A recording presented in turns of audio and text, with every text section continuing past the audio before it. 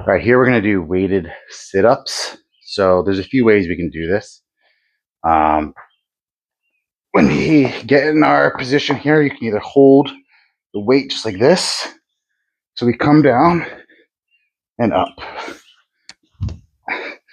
Another way I kind of like to do this, where we are overhead, we're really getting more of a stretch. Oh, my knee should be more bent. Hold on. And you kind of come forward and push it through. But again, you can do it right here.